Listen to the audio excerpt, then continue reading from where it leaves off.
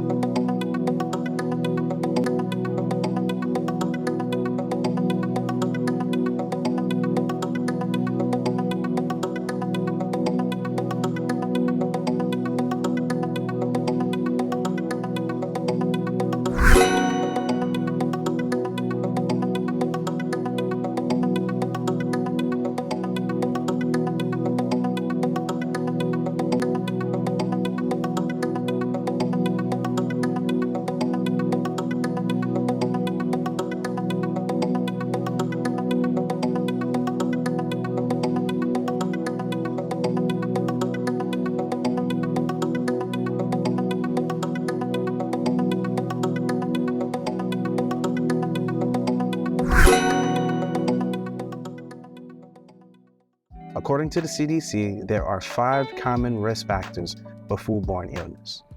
First one is purchasing food from unsafe sources. Then we have failing to cook food correctly. We have holding food at incorrect or improper temperatures, using contaminated equipment, and poor personal hygiene. As you see here, in this picture, this is one of the consequences. This is one of the effects of getting in contact with a foodborne illness.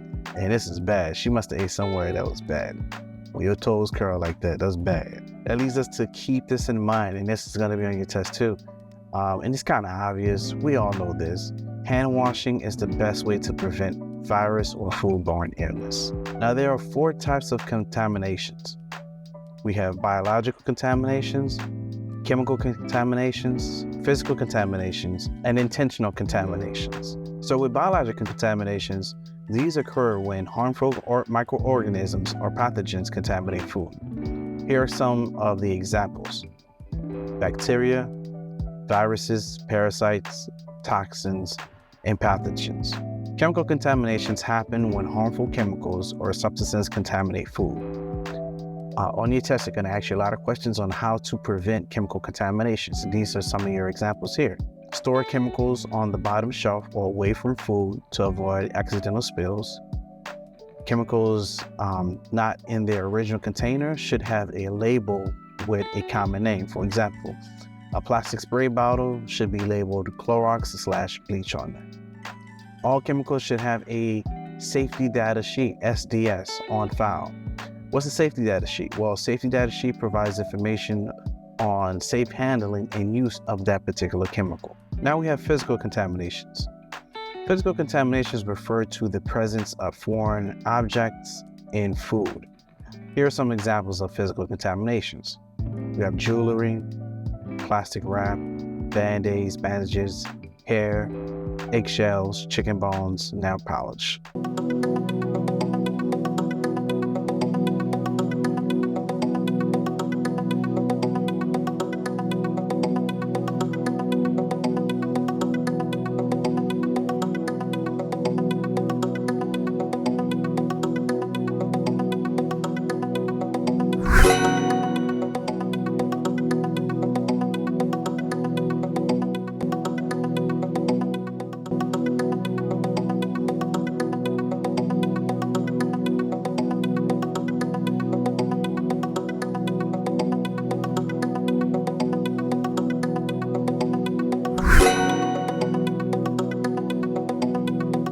And we have intentional or deliberate contaminations.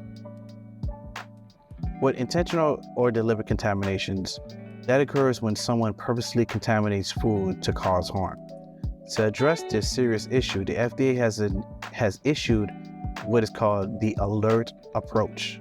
That's ALERT approach. With ASSURE, we must ensure that the purchase of food comes only from approved and reputable suppliers.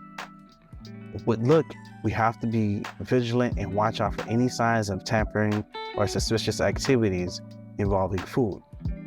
Employees, we have to educate and train employees to recognize and report any unusual or suspicious behavior. Reports, we have to encourage employees to report any suspicious or concerns to management promptly. And threat, take all potential threats seriously and work closely with relative authorities to address them.